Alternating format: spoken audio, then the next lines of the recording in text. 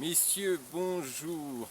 Alors oui, aujourd'hui, ça va être une vidéo un peu spéciale parce que nous avons eu une nouvelle personne qui est arrivée il y a, je crois, 15 jours sur la communauté et qui malheureusement a vécu pas une bonne expérience. Donc il a eu la gentillesse de m'envoyer, il a souhaité témoigner. Donc il sait que je fais quelques vidéos de temps en temps sur des témoignages. J'en ai fait sur Gérard, j'en ai fait pour d'autres.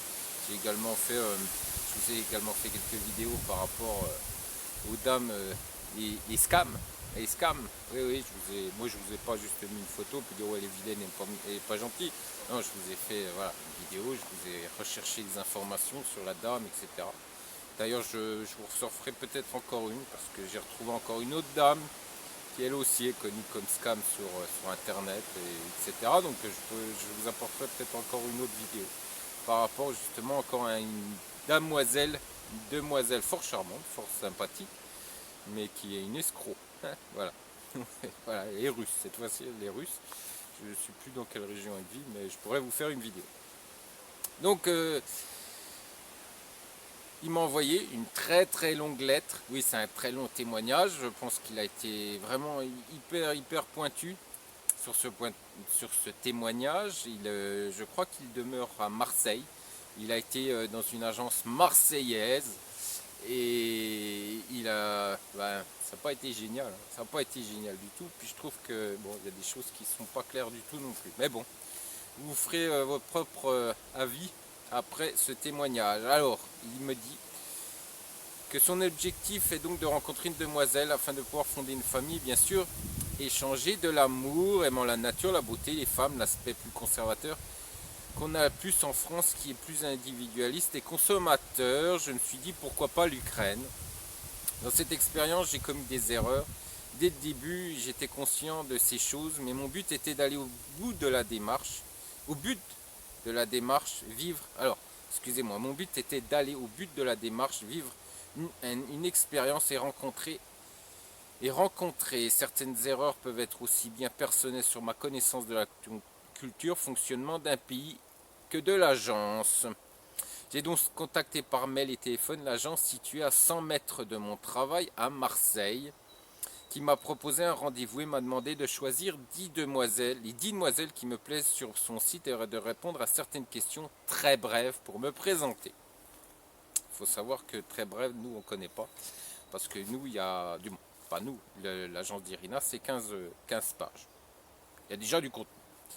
Donc je regarde donc tous les profils des femmes du site correspondant à ma tranche d'âge et je lui renvoie donc mon mail, ce qui me choque, mais apparemment ce me semble une normalité pour les sites de rencontres en Ukraine, c'est de voir que des photos superficielles en studio photo. Étant un ancien photographe professionnel, je sais qu'il y a de fortes chances que la photo ne corresponde pas à la réalité.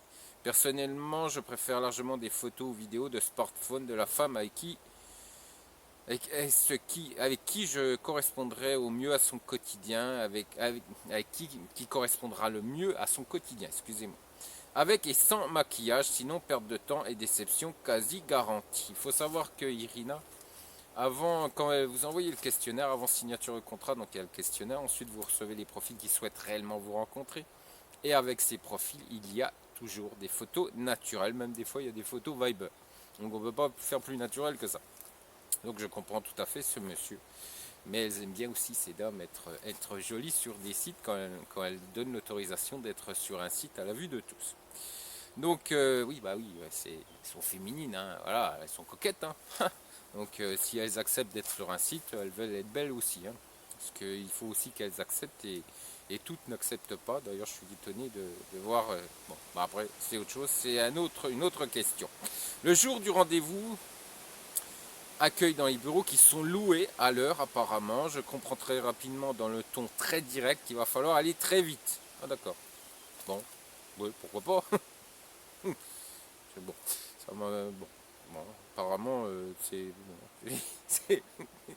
faut aller très vite. Donc, ce genre de rendez-vous, justement, il faut prendre son temps. Mais bon, après, chacun fait comme il veut. Qui va aller très vite car apparemment pas de temps à perdre. La première chose que je remarque, c'est que la personne ne sait déjà plus avec qui elle a rendez-vous.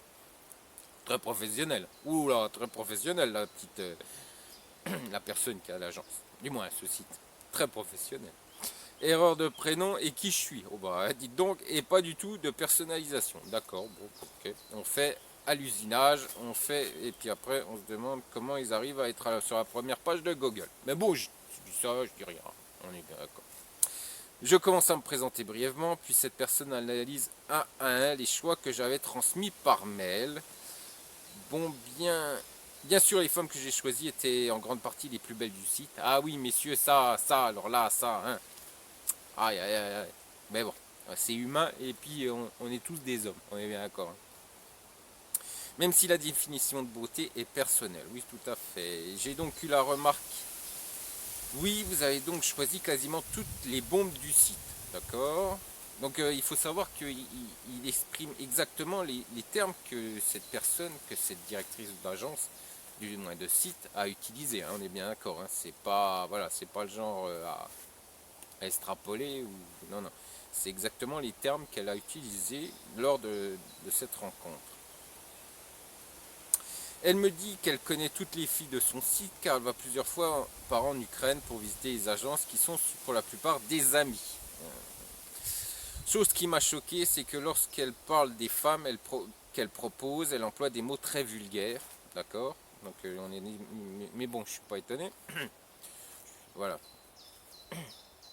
on en avait déjà discuté et je vous avais déjà expliqué quelle réputation elle avait aussi. Mais bon, on n'en dira pas plus. Par exemple, oui, mais elle a par exemple, regardez, c'est une pétasse. Voilà, très bien, très chic. Mais bon, ça m'étonne pas, vu le style, ça m'étonne pas du tout. Et puis, elle, c'est une...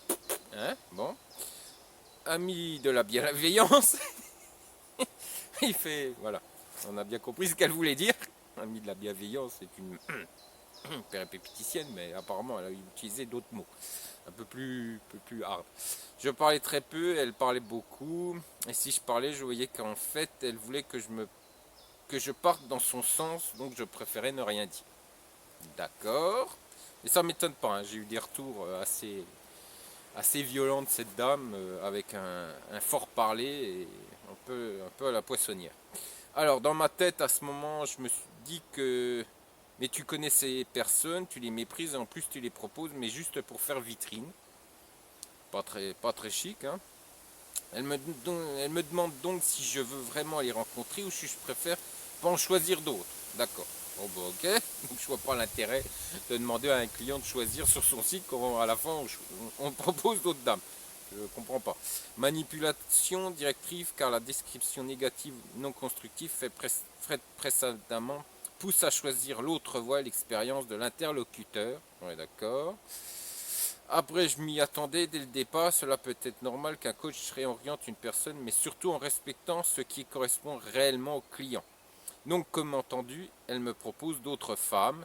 Ensuite, elle me demande si je souhaite qu'elle m'envoie par mail les femmes qui pour elle me conviendraient. Je joue le jeu et accepte de prendre son expérience comme conseil. D'accord, donc en fait, ils font ça à l'arrache dans un bureau qui est loué à l'heure et et sans vraiment connaissance si les dames ou non vont accepter, si ces dames ont choisi le monsieur, si ces dames seront... Ouais d'accord, donc c'est fait comme à l'arrache, c'est fait, vite fait, bien fait, et puis paye, et puis après on verra. Elle me demande aussi des photos de moi ainsi qu'une présentation et ce que je recherche afin de le transmettre aux agences. Elle me propose de remanier tout le texte que je lui avais déjà envoyé avant le rendez-vous qui répondait déjà à ses questions. Là, elle me demande un chèque pour un abonnement afin de pouvoir converser avec ces femmes et lancer la procédure. Je vois que le chèque est très attendu. Une fois le chèque donné, elle me raccompagne. Ah oui, d'accord. Bon, bah ok. Bon, bah, ok. C'est un style, hein. Pas sûr que moi, en tant qu'homme, j'irai chez elle, hein. Bon, après, chacun fait comme il veut. Il y a des messieurs qui ne connaissent pas l'Ukraine. Et ceux qui connaissent l'Ukraine, je pense que vous vous sauverez vite par rapport à comme elle travaille. J'envoie mes photos durant le week-end, je reçois un mail des femmes qu'elle a choisies pour moi et je lui confirme celles que je veux bien tester ses choix. Ensuite, la personne de l'agence transmet très rapidement tous mes textes. Choix, information et photos. Bon, là, je découvre que le texte de présentation n'est pas remanié au propre et que je n'aurais pas dû accepter son offre de le faire. D'accord. Assez rapidement, j'ai des retours de demoiselles avec qui je fais des échanges. Certaines parmi les choix n'ont pas répondu. Alors l'agence relance ces demoiselles. D'accord. D'accord. Parfois, j'avais l'impression que la réponse était une contrainte ou manipulée. Ah bah dis donc. Ah, c'est que du bonheur, ces jets de dames.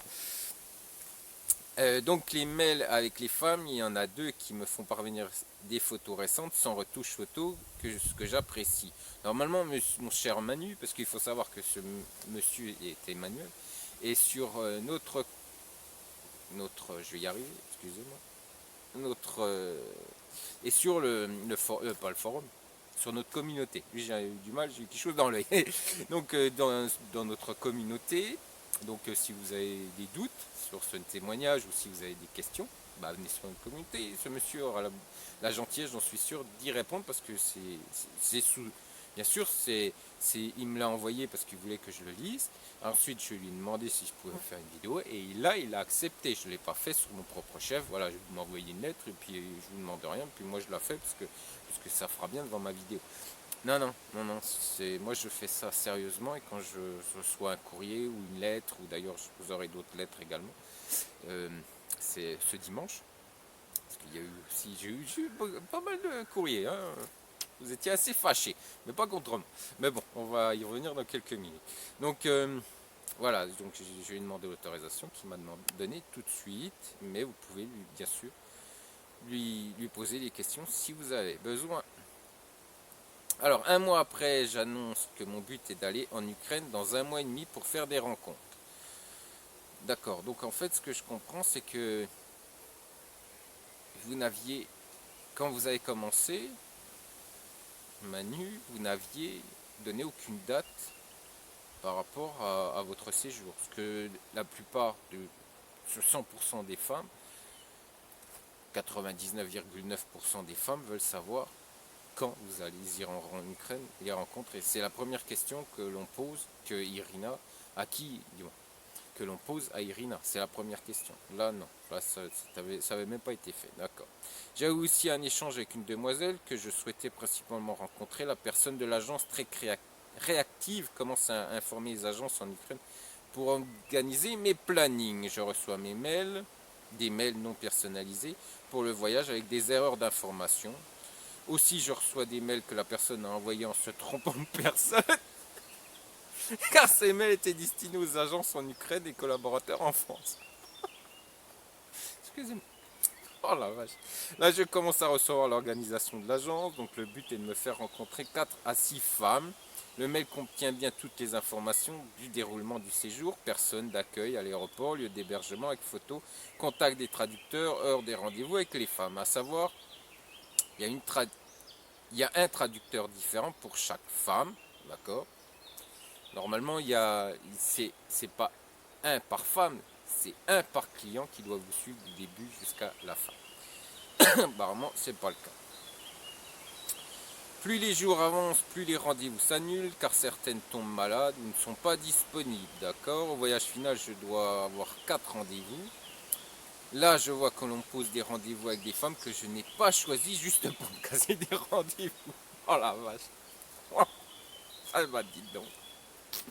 Moins d'une semaine avant mon départ, je rencontre une nouvelle fois la personne de l'agence dans un bar. Je vois déjà qu'elle a oublié la date de mon départ. Malheureusement, je trouve que cette personne emploie encore un ton très cash et assez vulgaire tout en voulant absolument diriger sans écouter son client. Oh là. Aussi, je découvre que j'étais censé comprendre que je devais payer au black ce paiement pour les rendez-vous en Ukraine. Ouais. Ce que je ne fais pas car pas prévenu et paye donc par chèque, tout à fait normal. J'échange aussi avec cette personne parce que je pense qu'à un moment donné, black ou pas black, quand vous avez un paiement à faire, il faut quand même prévenir le client, c'est la moindre des corrections et le moindre des professionnalismes. Voilà, c'est quand même, faut pas sauter sur le client parce qu'on on veut le fric et apparemment Moi, ce que je comprends, c'est que c'était surtout ça qui était le plus important dans toute cette histoire. J'échange aussi avec cette personne pour un conseil sur les cadeaux à offrir qui me retourne bien des conseils utiles. Offrir des calissons. Oui, tout à fait. Là, pour une fois, apparemment, elle a bien fait son travail. Oui, offrez toujours des petites choses, mais des choses de votre région, c'est super apprécié par ces femmes. Le jour de mon arrivée en Ukraine, arrivé très tôt le matin, avec 4 heures du matin, où je découvre que le jour se lève très tôt en Ukraine.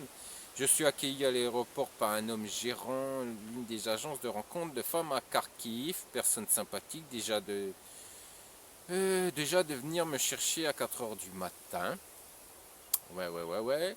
Je parle avec lui un peu durant le trajet. J'observe la largeur des rues de Kharkiv. Nous arrivons à l'appartement dans 15 minutes. Appartement situé en plein centre-ville.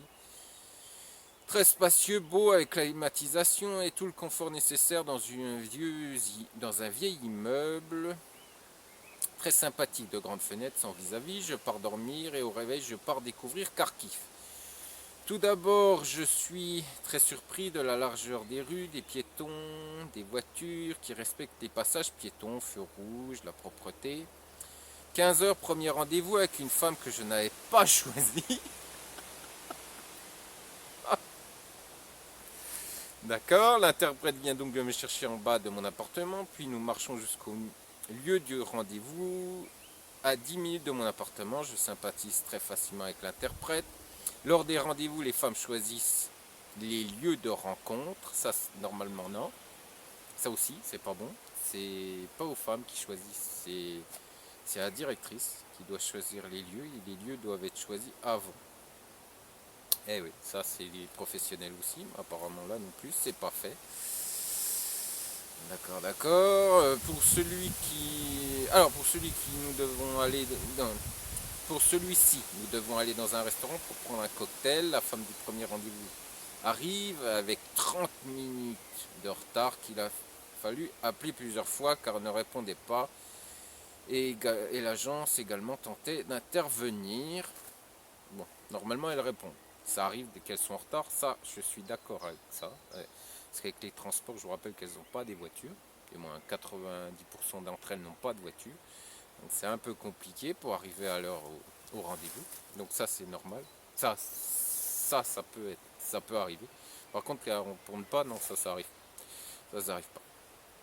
Ou c'est qu'il y a un gros problème, donc une situation très problématique et que la dame, voilà, est dans une situation assez dramatique.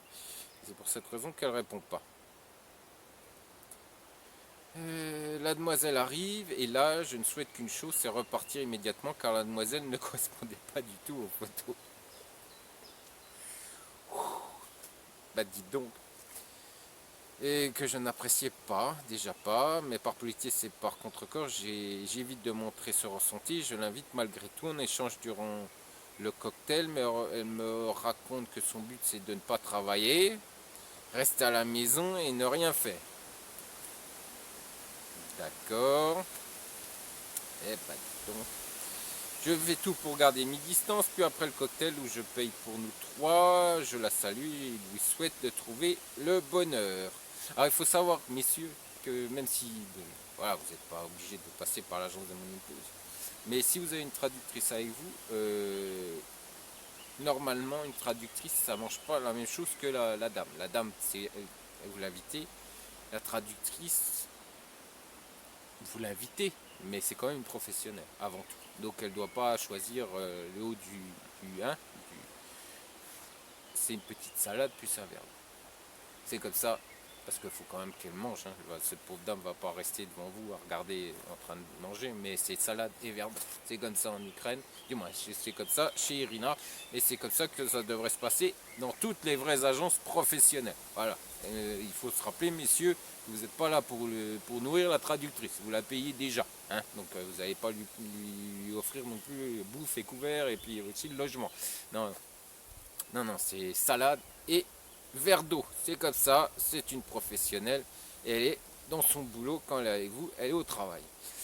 Elle n'est pas là pour les plaisirs. Alors ensuite je passe le reste de l'après-midi. Alors d'accord, je souhaite trouver le bonheur. Ensuite je passe le reste de l'après-midi avec l'interprète très gentil qui me fait visiter Kharkiv. Pour la remercier, je lui paye son repas. Je vois qu'elle souhaiterait qu'on garde contact pour l'affinité. Mais pour moi, c'était que de l'amitié. Donc je la salue également. D'accord. Donc en fait, la traductrice, si je comprends bien, en plus drague le client. Ah, c'est que du bonheur.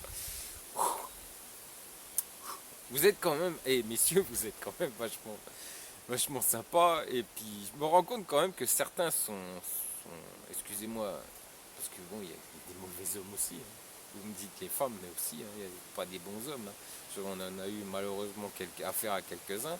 Et je vous assure qu'on m'a reproché avoir fait une vidéo sur un monsieur qui, a- qui, voilà, c'est problème d'homosexualité.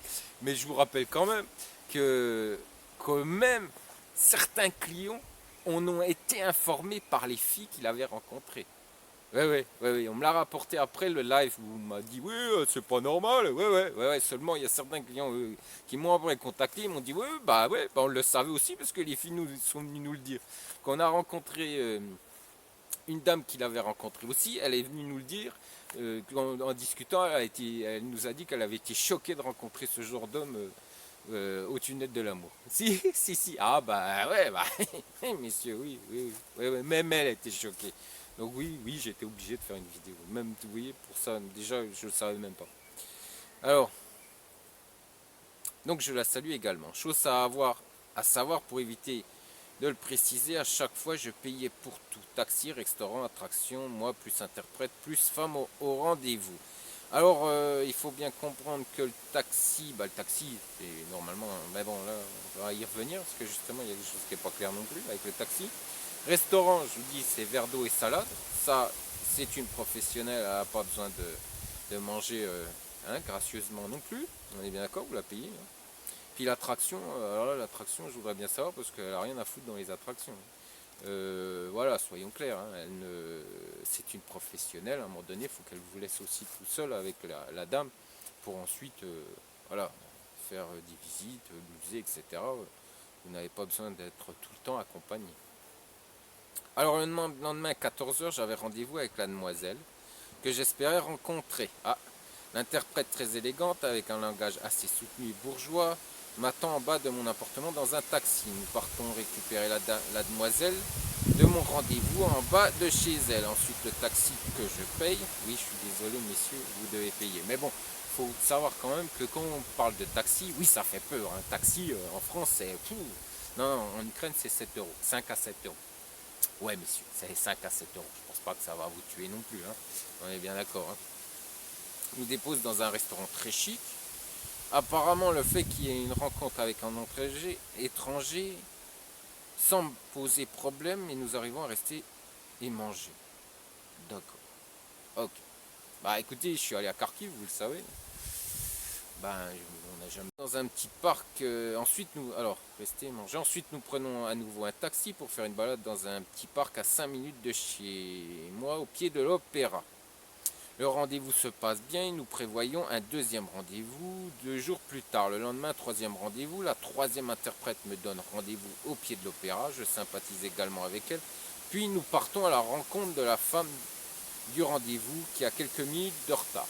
Oui, mais ça, faut pas, voilà, hein, faut pas stresser, c'est normal en Ukraine. Oh là là. Malheureusement, la photo est encore une fois bien différente de la réalité. De mince à beaucoup plus ronde, plus lâcher prise sur l'hygiène physique.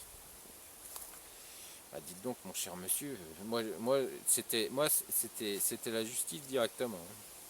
Mais je décide de quand même faire le rendez-vous. Chose que j'ai beaucoup appréciée, c'est que là, pas de superficialité. Le but du rendez-vous est de se promener, de s'arrêter devant un bar, puis de continuer à se promener. Très simple et naturel, très jovial, rigolote et simple. Voilà. Ça, normalement, tous les rendez-vous, bon, normalement, les photos doivent... Parce que, bon, ce monsieur aurait fait des visioconférences, aurait les photos naturelles d'Irina, avant signature de contrat, plus visioconférence. Tout ça, il n'aurait pas connu. Bah oui. Moi, je fais pas la pub pour ma femme. Je suis un peu comme... Je veux pas me gêner quand je dis ça. Je veux pas me gêner. Alors, la demoiselle trop joviale, rigolote et simple. Nous marchons derrière l'opéra et partons au parc aquatique pour observer les dauphins. Ensuite, nous allons sur le toit boire un verre. avec la belle vue sur Kharkiv. L'échange dure quelques heures jusqu'à la tombée de la nuit. J'ai beaucoup apprécié cet échange, même si je sais que je ne donnerai pas suite. Donc, chose à savoir, j'ai oublié mon téléphone portable au comptoir pour payer. Je me suis rendu compte lorsque j'étais à Opéra, panique. Panique vu carte bleue plus téléphone plus passeport sont des choses les plus importantes à avoir durant le voyage, oui c'est sûr. Heureusement le téléphone n'avait pas bougé du comptoir lorsque je suis retourné le chercher. L'interprète inquiète était allé le chercher avec moi. J'avais le WhatsApp de la demoiselle de mon rendez-vous et je voyais qu'elle souhaitait que l'on se revoie car m'envoyait sans arrêt des textos. Je lui ai donc indiqué que je ne donnerais pas suite, ce qu'elle a accepté. Il faut savoir que ça arrivait aussi à Kharkiv, n'est-ce pas?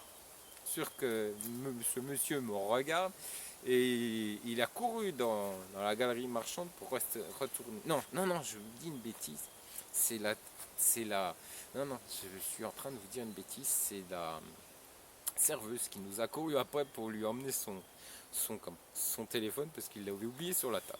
Donc oui, oui, souvent, si bien sûr il n'y a pas quelqu'un qui passe, un client qui passe, et ben dans les restaurants ils sont très honnêtes et ils vous gardent le téléphone ou ils vous courent après pour vous le redonner.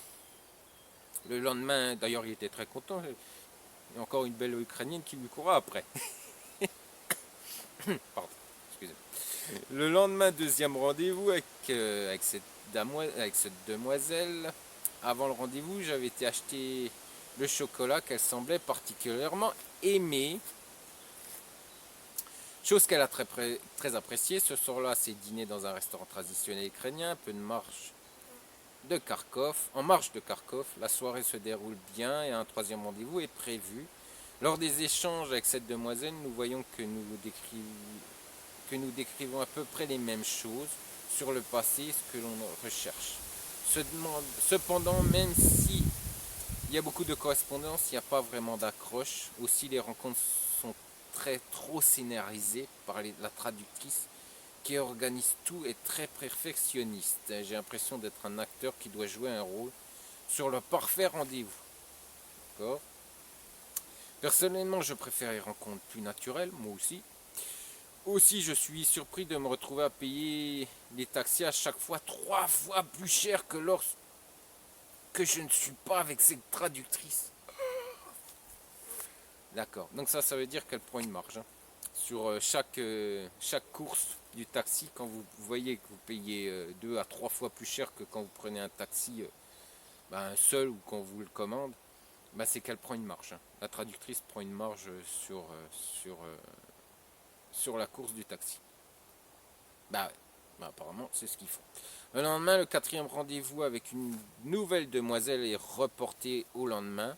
Je faisais donc le troisième rendez-vous avec cette demoiselle à la place. D'accord, donc ça s'est bien passé, il fait 2 rendez-vous.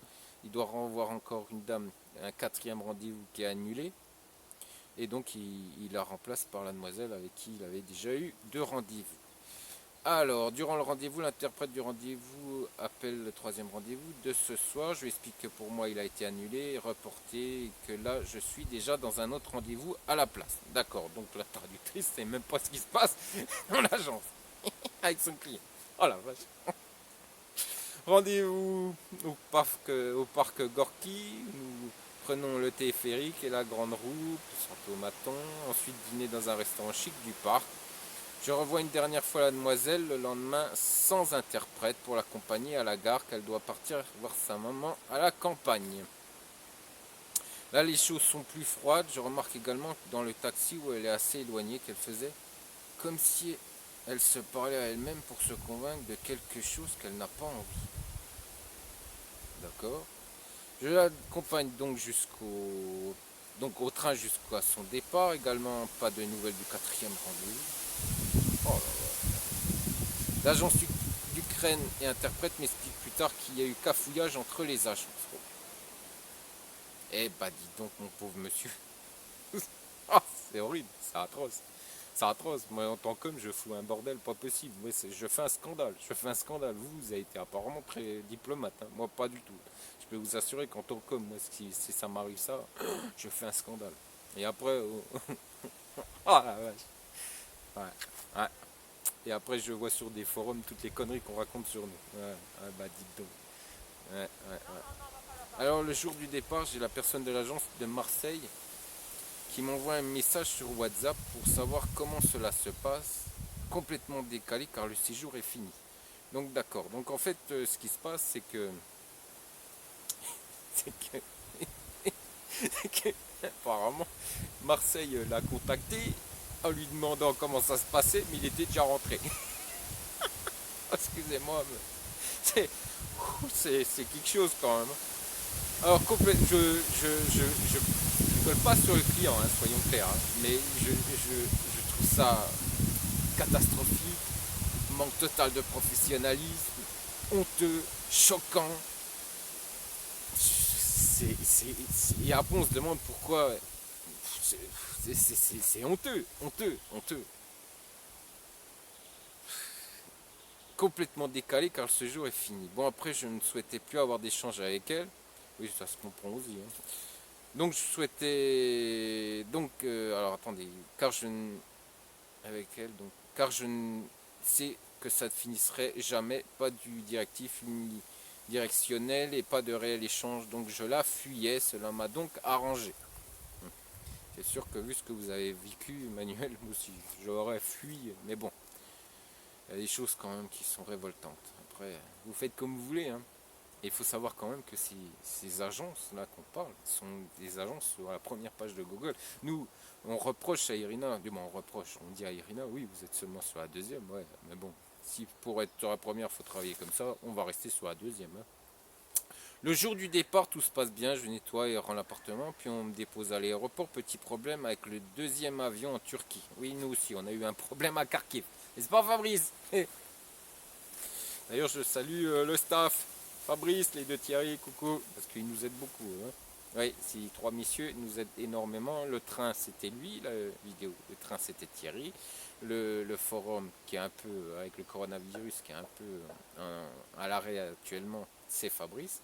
Et puis Thierry, notre deuxième Thierry de Lyon, eh bien, m'avait fait le dossier sur les communautés en France, les communautés ukrainiennes en France, et vous le retrouvez aussi sur mes chats, du moins sur le chat lors de mes lives.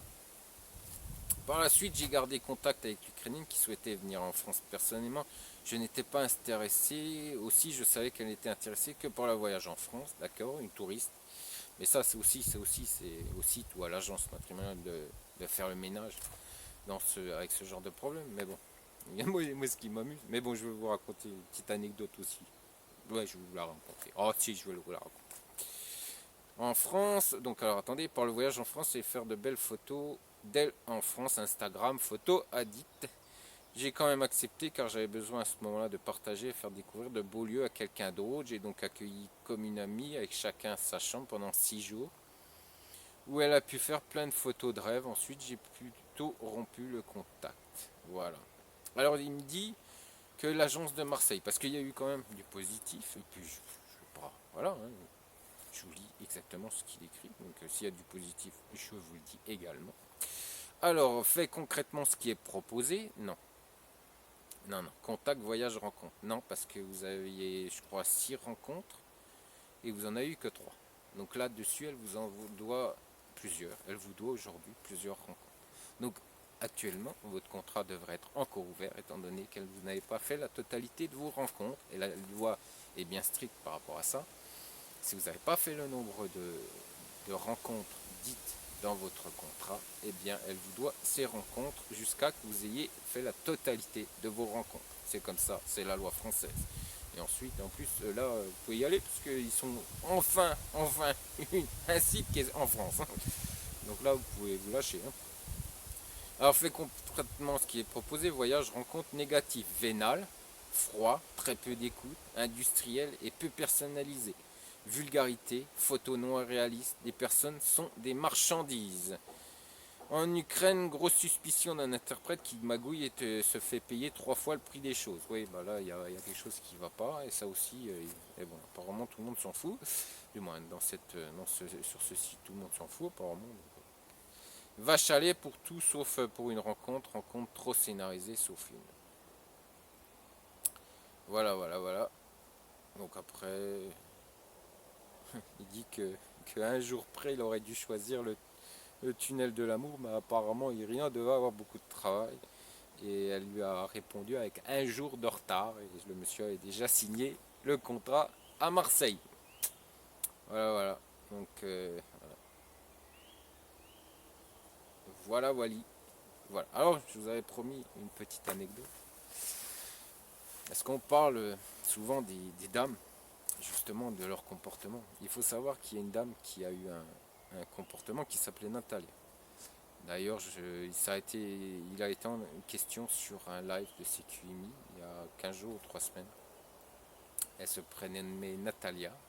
Elle était de Mariupol et deux messieurs, écoutez bien, deux messieurs couchaient avec. Et CQMI le savait. On était informés depuis des semaines parce qu'à un moment donné, ils se sont retrouvés sur notre communauté. Eh oui, malheureusement pour CQMI, ces deux messieurs se sont retrouvés sur notre communauté et sont venus à discuter ensemble. Et bah oui, elle venait un coup chez eux, un coup chez un coup chez l'autre, et elle venait de Mariupol, s'appelait Natalia. Et ce bon CQMI, pourtant ils lui ont écrit plusieurs fois, ils pensent même qu'il y avait d'autres hommes qui allaient aussi avec cette femme. Et ils ont écrit tous les deux, ils l'ont écrit plusieurs fois, et il a refusé pendant des semaines et des semaines de la supprimer. Pourquoi? Parce qu'elle était énormément demandée par les hommes. Bah oui, c'est sûr. Donc voilà, et je vous rappelle que ce message, si vous aviez suivi ce live, ce message avait été supprimé par CQMI parce que c'était très dérangeant. À un moment donné, il le dit dans son live, il dit oui, mais non, mais ces hommes peuvent correspondre avec plusieurs hommes ou peuvent rencontrer plusieurs hommes. Non, non, là, elle ne les rencontrait pas et elle couchait directement avec. Je pense que c'était pour rapidement venir en France, et ils se sont rendus compte, bah, voilà, grâce au tunnel de l'amour, à la communauté, et bah, ils se sont rencontrés, et puis bah, ça a fait un sac de nœuds aussi d'ailleurs sur la communauté, ça a posé des problèmes, mais en plus un monsieur qui avait des tendances homosexuelles s'en est mêlé, que ça ne le regardait pas du tout, et d'ailleurs c'est à cause de lui que tout a démarré.